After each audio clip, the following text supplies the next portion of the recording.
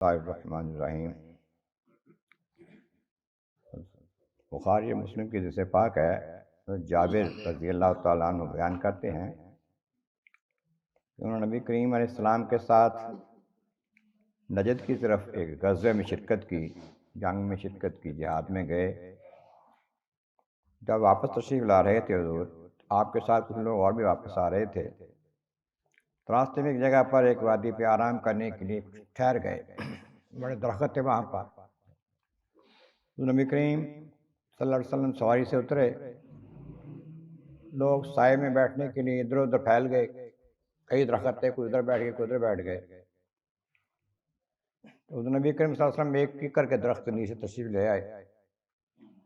آپ نے اپنی تلوار اس درخت پر لٹکا دی اور آرام فرمانے لگے۔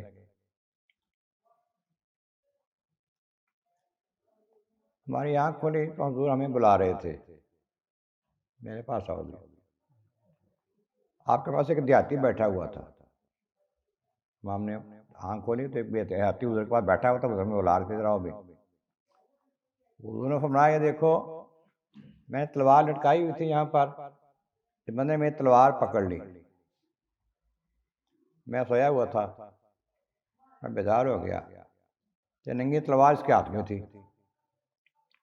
اس نے مجھے کہا، کیا آپ مجھ سے ڈرتے ہیں؟ مجھے سے آپ کون بچائے گا آپ کو؟ حضور کو اس بندے نے کہا، تلوار اس نے حضور کی پکڑ لی، کھول لی، کہا مجھ سے آپ کو کون بچائے گا؟ تو پیارے آقا فرماتے ہیں، اللہ بچائے گا۔ میں نے کہا اللہ بچائے گا۔